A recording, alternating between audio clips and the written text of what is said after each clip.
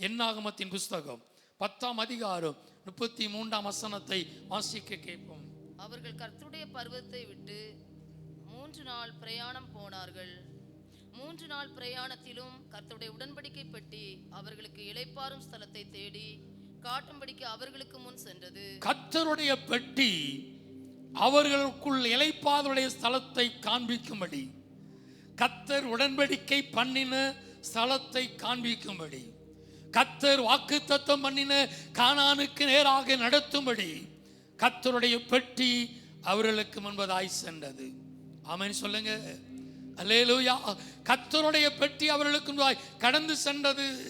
எனவேதான் ஒவ்வொரு நாட்களும் அதை பார்த்து கொண்டு 20ஆம் வசனம் சொல்கிறது, கர்த்தருடைய கட்டளையின்படியே அவர்கள் பிரயாணப்பட்டு போனார்கள்.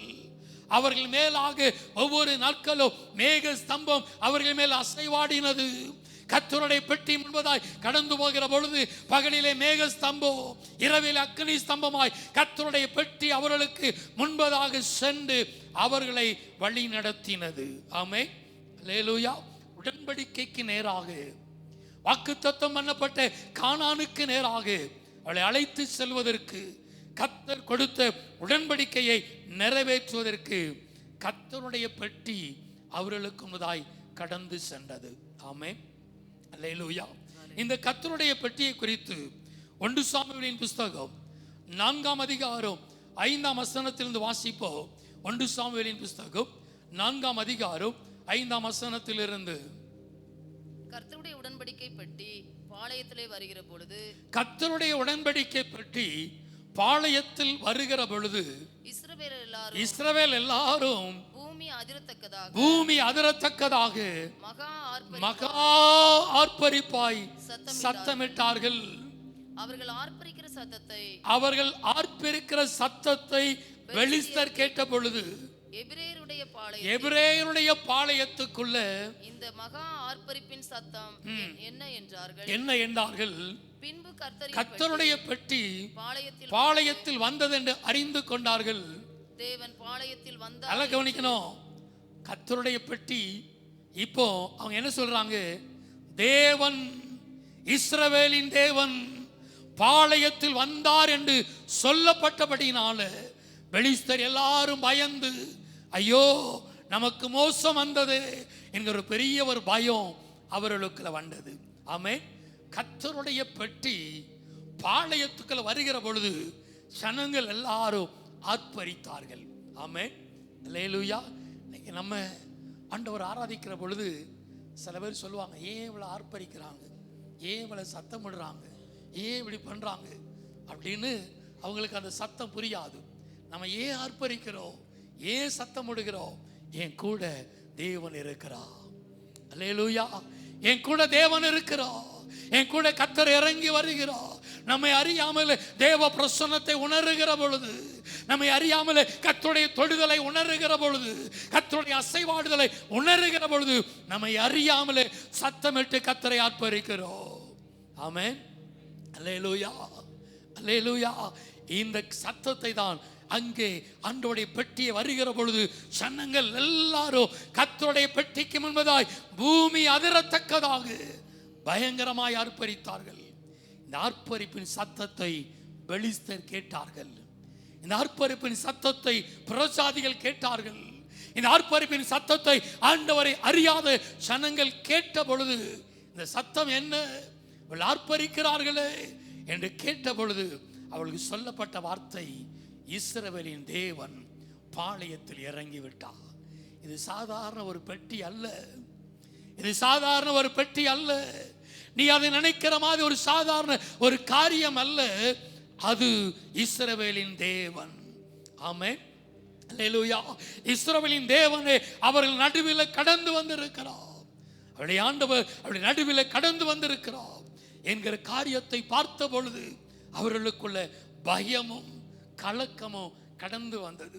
இன்னைக்கு ஆண்டவருடைய பிள்ளைகளுக்கு விரோதமாய் ஏன் எழும்புகிறாங்க, ஏன் சில சக்திகள் எழும்புகிறது அப்படின்னா, அவங்களுக்குள்ள பயம், அவங்களுக்குள்ள ஒரு பயம். அவங்களுடைய தேவன் அவன் நடுவில் இருக்கிறார் அப்படிங்கிற ஒரு பயத்தில் அந்த சொல்றாங்க, அவங்க நமக்கு விரோதமாய் எழும்புவதை பார்க்கிறோம். நல்லா கவனிக்கணும். அது பயத்துல தான் கத்துகிறது. அந்த பயத்தில் அது கத்துகிற அந்த காரியத்தில் இந்த நாளில் நம் சூழ்நிலை அநேக நம்ம விழுந்து போகிறோம். அதனாலதான் உங்களுக்கு எதிர்க்கிற விசுவாசானவன் கர்ச்சிக்கிற சிங்கம் போல, கர்ச்சிக்கிற சிங்கம் போல விசுவாசம் அப்படிதான் வருவா. அப்படி கர்ச்சிக்கிற சிங்கம் போல தன் சத்தத்தை வெளிப்படுத்துவா. அவன் எதுக்கு வெளிப்படுத்துறான்னா பயத்துல வெளிப்படுத்துகிறான். ஆனா அந்த சத்தத்துக்கு நம்ம பயந்து போய் விடக்கூடாது. அல்லேலூயா, அல்லேலூயா. பெலிஸ்தர்கள் அங்கே இஸ்ரவேலின் தேவனுடைய பாளையத்திற்குள்ளாக கர்த்தருடைய பெட்டி கடந்து வந்த பொழுது பயத்தினால அவங்க எழும்பினாங்க. அவங்களுக்கு ஐயோ நமக்கு மோசம் ஏற்பட்டு விட்டது என்று அவங்களுக்குள்ள ஒரு பயம் அவங்களுக்குள்ள கடந்து வந்தது. கர்த்தருடைய பெட்டி என்பது சர்வ வல்லமை உள்ள தேவனை குறிக்கிறது. அல்லேலூயா. உலகத்தில் இருக்கிறவனிலோ உங்களில் இருக்கிறவர் பெரியவர், உனக்குள் இருக்கிறவர் பெரியவர். என் ஆண்டவர் என்னோடு கூட இருக்கிறார். அல்லேலூயா. எனவேதான் ஆசாரியர்கள் கர்த்தருடைய பெட்டியை கடந்து கொண்டு போகிற பொழுது யோர்தானில் கால் பட்ட பொழுது யோர்தான் குவியலாய் நின்றது. அந்த நாட்களில் யோர்தான் கரை புரண்டு வருகிற காலம். அந்த சீசன் என்பது சாதாரண ஒரு சீசன் அல்ல. யோர்தானிலே அங்கே வெள்ளம் கரை புரண்டு போகி வருகிற அந்த காலத்தில் ஆசாரியருடைய கால் கர்த்தருடைய பெட்டியை சுமந்து கொண்டு அங்கே சென்ற பொழுது கால் பட்ட உடனே யோர்தான் குவியலாய் நின்றது. ஆமென், அல்லேலூயா. வெறும் ஆசாரிகள் போய் நின்றாங்க, ஒன்றும் நடந்திருக்காது. வெறும் ஆசாரியர்கள் போய் நின்றால் ஒன்றும் நடந்திருக்காது.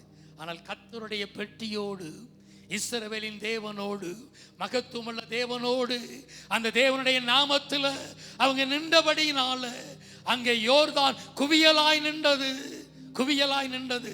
அதனாலதான் தாவீது சொல்லுகிறார், நானோ நீ நிந்திக்கிற இஸ்ரவேலின் இராணுவங்களின் சேனைகளுடைய நாமத்தினால நான் கடந்து வருகிறேன். ஆமென். வெறும் தாவீது போயிருந்தா கோலியாத்தை ஜெயிக்க முடியாது. அங்கே இஸ்ரவேல் அங்கே ராணுவ வீரர்கள் தேவனுடைய நாமம் இல்லாமல் போனார்கள். ஏன் சவுலுக்கு ஏன் பயம் வந்தது? ஏன் அங்கே இருக்கிற ராணுவ வீரர்கள் ஏன் மேற்கொள்ள முடியல? அவர்கள் அங்கே தேவனுடைய நாமத்தை பயன்படுத்தாமல், நாமத்தை உச்சரிக்காமல் கடந்து போனபடினால் அவர்களுக்குள்ள பயம் வந்தது. ஆனால் இங்கே தாவீதோ, நான் சாதாரணமா வரல, என் கூட ஒரு பெட்டி இருக்கிறது, அந்த பெட்டியை நான் சுமந்து கொண்டு வருகிறேன், அந்த கர்த்தருடைய பெட்டியை நான் சுமந்து கொண்டு வருகிறேன். அது சாதாரண ஒரு பெட்டி அல்ல, இஸ்ரவேலுடைய இராணுவங்களின் ஜெயபலமானவர். ஆமென் சொல்லுங்க. அல்லேலூயா. அவர் என் கூட இருக்கிறார், அவர் என் கூட இருக்கிறார், அவர் எனக்கு உடன்படிக்கை பண்ணி இருக்கிறார், அவர் எனக்கு வாக்குத்தத்தம் பண்ணி இருக்கிறார். அவரோடு கூட நான் கடந்து வருகிறேன். உடன்படிக்கையின் தேவனோடு கூட, உடன்படிக்கையின் பெட்டியோடு கூட நான் கடந்து வருகிறேன். அவராலே நான் கடந்து வருகிறேன் என்று நின்று சொல்லி கடந்து போனபடினால் கர்த்தர் ஜெயத்தை கொடுத்தார். ஆமென், அல்லேலூயா. இந்த உடன்படிக்கை பெட்டி, அந்த தேவன் நம்மோடு கூட இருக்கணும். அல்லேலூயா, அல்லேலூயா. இந்த உடன்படிக்கை பெட்டி பிடிபட்டு போய்விட்டது. பிடிபட்டு போன உடனே அங்கே கொண்டு போய் பெலிஸ்தருடைய தாகோனின் கோயிலில் வைத்தாங்க. தாகோனின் கோயிலில் வைத்தாங்க. நல்லா கவனிக்கணும். பிடிச்சு கொண்டு போய் தாகோன் கோயிலில் போய் கர்த்தருடைய பெட்டியை, அதனுடைய மகத்துவத்தை மகிமையை தெரியாம கொண்டு போய் வைத்தாங்க. தாகோன் தலை குப்புற விழுந்தது. தாகோ நீ எங்க கொண்டு போய் வைக்கிறா, எங்க கொண்டு போய் வைக்கிறா? அது தலை குப்புற விழுந்தது. அவங்களுக்குள்ள பயம். அது மாத்திரமல்ல, கர்த்தர் அந்த தேசம் முழுவதும், பெலிஸ்தருடைய பட்டணம் முழுவதும் மூல வியாதியினால கர்த்தர் அவளை வியாதித்தார். அங்கே எல்லாருக்கும் மூல வியாதி. பயந்து கொண்டு போய் இதை என்ன செய்யலாம் என்று சொல்லி கேட்கிற பொழுது அங்கே பசுமாட்டை பிடித்து அதன் மேலே கொண்டு போய் வைத்து அது எங்கே போகிறதுன்னு பார்ப்போம். அது பெரிசிமேஸ்க்கு நேராய் போனால் இது கர்த்தரிடத்திலிருந்து வந்தது என்று அறிந்து கொள்வோம், இல்லை வேற எங்கேயாவது போனால் தற்செயலாக நடந்தது என்று அறிந்து கொள்வோம் என்று சொல்லுகிற பொழுது அது நேரடியாய் பெரிசிமேஸ்க்கு நேராய் யோசுவாவின் வயலில் வந்து கர்த்தருடைய பெட்டி நின்றது. ஆமென், அல்லேலூயா. அப்பொழுதுதான் அவர்களுக்குள்ள பயம், இது சாதாரணமான ஒரு காரியம் அல்ல, கர்த்தருடைய காரியத்தினால் வந்தது என்று அவர்களுக்குள்ள பயமும் கலக்கமும் வந்தது. நாளிலே கர்த்தர் கடைசி காலங்களிலே கர்த்தர் அதை நிறைவேற்றுவார். ஆமே. ஜனங்களுக்குள்ளாக பயத்தையும் கலக்கத்தையும் திகிலையும் கர்த்தர் உண்டாக்கி தன் உடன்படிக்கையை தேசத்தில் கர்த்தர் நிறைவேற்றுவார். ஆமே, அல்லேலூயா. அங்கிருந்து பெர்ஷ்மேசுடைய ஜனங்கள் அதை எட்டி பார்த்ததுனால, நல்லா கவனிக்கணும், அந்த பெட்டியை எட்டி பார்த்ததுனால அவங்கள 50,070 பேர் மரித்து போயிட்டாங்க. 1-2 பேர் இல்லை, எத்தனை பேர்? 50,070 பேர் அந்த பெட்டி அப்படி எட்டி பார்த்தாங்க. உள்ள எட்டி பார்த்தா என்ன நடக்குது, என்ன காரியம் என்று எட்டி பார்த்ததுனால 50,070 பேர் மரித்து போயிட்டாங்க. அதன் பின்பு பயந்து எங்க கொண்டு போலாம் அப்படிங்கிற பொழுது பெட்டியை கொண்டு போய் அபினதாப்பின் வீட்டில் வைத்தாங்க. அபினதாப்பின் வீட்டில் பெட்டியை கொண்டு வைத்தாங்க.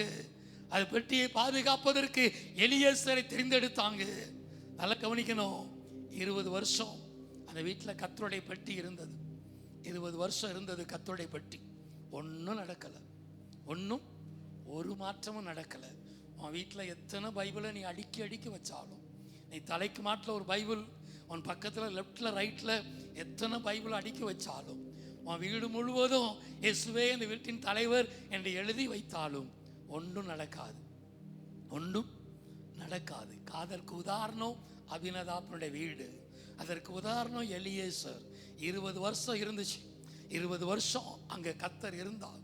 அங்கே அந்த காரியத்தில் அப்படியே என்ன செய்யலான்னு சொல்லி அந்த காரியத்துக்குள்ளே எல்லாம் இருந்தது. அப்படியே ஒரு ஓரமாக வச்சாங்க, அப்படியே ஒரு ஓரமாக வச்சாங்க. இன்னைக்கு இயேசுவே எங்கள் வீட்டின் தலைவர், வீட்டில் தான் போர்டு இருக்குது, முன்னாடி நெத்தியில் தான் போர்டு இருக்குது. அப்படியே நாங்கள் கிறிஸ்டியன் சொல்லி எங்கள் வீட்டில் பைபிள் அப்படியே அடுக்கி வச்சிருக்கிறோம். யார் யாரெல்லாம் வாக்குத்தத்த வசனம் கொடுத்தாங்களோ அத்தனையும் வரிசையாக இடமில்லனாலும் அங்கே நினைச்சிரும், எல்லா இடத்துலையும் போட்டு வச்சிருக்கோம். என்ன நடந்தது, என்ன மாற்றம் நடந்தது, என்ன காரியங்கள் நடந்தது? என் வீடு கிறிஸ்தவ வீடு என்று வெளியரங்கமாய் சில அடையாளங்களை நீ வெளிப்படுத்தி இருக்கலாம். நானும் ஆண்டவருடைய பிள்ளை என்பதற்கு வெளியரங்கமாய் சில காரியங்களை செய்திருக்கலாம். அபினதாப்பின் வீட்டில் 20 ஆண்டுகள் இருந்தது. கர்த்தர் அந்த வீட்டை அழிக்கல, கர்த்தர் அந்த வீட்டில் மூலவியாதியை கொண்டு வரல. ஆனால் அந்த வீட்டுக்குள்ள ஆண்டவர் எதிர்பார்க்கிற ஆசீர்வாதம், எதிர்பார்க்கிற நன்மை அந்த வீட்டுக்குள்ள ஒன்றும் நடக்கல, ஒன்றும் நடக்கல. ஆனா பாருங்க, அந்த பெட்டியை கொண்டு வந்து, இடையில சில பிரச்சனை வந்தது. அதன் பின்பு அந்த பெட்டியை கொண்டு போய் கித்தியனாகிய ஓபேத் ஏதோம் வீட்டில் அந்த பெட்டியை கொண்டு வந்து வைத்தார்கள். ஆமென், அல்லேலூயா. அந்த பெட்டியை கொண்டு போய் அங்கே கித்தியனாகிய 2 சாமுவேலின் புஸ்தகம் 6ஆம் அதிகாரம் 11ஆம் வசனத்தை வாசிப்போம். 2 சாமுவேலின் புஸ்தகம் 6ஆம் அதிகாரம் 11வது வசனம். கர்த்தருடைய பெட்டி, கர்த்தருடைய பெட்டி கித்தியனாகிய ஓபேத் ஏதோம் வீட்டில் 3 மாதம் இருக்கையில் கர்த்தர் ஓபேத் ஏதோமையும் அவன் வீட்டார் அனைவரையும் ஆசீர்வதித்தார். நல்ல கவனிக்கணும், கர்த்தருடைய பெட்டி கித்தியனாகிய ஓபேத் ஏதோம் வீட்டில் 3 மாதம் இருக்கையில், ஆமென், அல்லேலூயா, 3 மாதம் இருக்கையில் கர்த்தர் அவனையோ அவனுக்கு உண்டான எல்லாவற்றையும், 1 நாளாகமத்தின் புஸ்தகம் 13ஆம் அதிகாரம் 14ஆம் வசனத்தில் அப்படிதான் எழுதப்பட்டிருக்கோ, அவனுக்கு உண்டான எல்லாவற்றையும் கர்த்தர் ஆசீர்வதித்தார். ஆமென், அல்லேலூயா. நான் தலைமையா கிறிஸ்தவன், நான் பாரம்பரியமாய் இத்தனை ஆண்டுகளாய் கிறிஸ்தவனாய் இருக்கட்டும். எங்க வீட்டில் அநேக காரியங்கள் இருக்கிறது, அடையாளமாக இருக்கிறது. என் சந்ததி எல்லாருக்கும் கிறிஸ்தவ பெயர்களை வைத்திருக்கிறோம். எல்லாம் நல்லதுதான், எல்லாம் நல்லதுதான். ஆனால் இங்கே 20 ஆண்டுகள் அபினதாப்பின் வீட்டில் இருந்தோ, 20 ஆண்டுகள் வாய்ப்புகளையோ தருணத்தையும் கொடுத்தோ, அந்த வாய்ப்பையும் தருணத்தையோ பயன்படுத்தாமல் இழந்து போன அபினதாப்பின் குடும்பம், இழந்து போன அன்னுடைய பிள்ளைங்க, இழந்து போன எலியாசாரின் குடும்பம், எத்தனை ஆண்டுகள் வாய்ப்புகளையும் தருணத்தையும் கர்த்தர் கொடுத்திருக்கிறார். அவர் உடன்படிக்கையின் தேவன். நான் பண்ணின உடன்படிக்கையை நான் அபத்தமாக்க மாட்டேன், நான் பண்ணின உடன்படிக்கையை நான் மறக்கவும் மாட்டேன், நான் கைவிட மாட்டேன். வாக்குத்தத்தம் பண்ணி இருக்கிறாரு. அந்த உடன்படிக்கையின் தேவன் நம்மோடு இருக்கிறாரா? அந்த உடன்படிக்கையின் தேவன் நமக்குள்ள இருக்கிறாரா? அந்த உடன்படிக்கையின் தேவன் எனக்குள்ள அவர் இருக்கிறாரா? நீங்கள் அவரோடு இருந்தால் அவர் உங்களோடு இருப்பார். நீங்கள் அவரை விட்டுவிட்டால் அவரும் உங்களை விட்டு விடுவார். அவர் நமக்குள்ள உள்ளாவ விரும்புகிறார். நமக்குள்ள வாசம் பண்ண விரும்புகிறார். புதிய உடன்படிக்கையில் அவர் எப்பொழுதும் நமக்குள்ளாகவே வந்து போகிற ஆவியானவர் அல்ல. பழைய ஏற்பாட்டு காலத்திலே வந்தார், பேசினார், கடந்து போய்விட்டார். ஆனால் புதிய ஏற்பாட்டு புதிய உடன்படிக்கையில் கர்த்தர் நமக்குள்ளாகவே இருக்க விரும்புகிறார், நமக்குள்ளாகவே அசைவாட விரும்புகிறார், நம்மோடு கூட இருக்க விரும்புகிறார். நாம் அவரோடு இருக்கிற பொழுது உடன்படிக்கையில் மாறாத ஆண்டவர் உடன்படிக்கையை கர்த்தர் நிறைவேற்றுவார். உங்க வாழ்க்கையில கர்த்தர் என்னென்ன உடன்படிக்கை பண்ணி இருக்கிறாரோ, உங்களுடைய குடும்பத்தில் உங்கள் பிள்ளைகளில் கர்த்தர் உனக்காக என்னென்ன வாக்குத்தத்தத்தை கர்த்தர் உடன்படிக்கையாய் கர்த்தர் உன்னோடு இடைப்பட்டு இருக்கிறாரோ, அதை நிறைவேற்றுவதில் கர்த்தர் உண்மை உள்ளவர். அவர் உண்மை உள்ளவர், அவர் வாக்கு மாறாதவர், அவர் உடன்படிக்கையின் தேவன். அல்லேலூயா. அது நிச்சயமாய் உங்கள் வாழ்க்கையில நிறைவேற்றுவார்.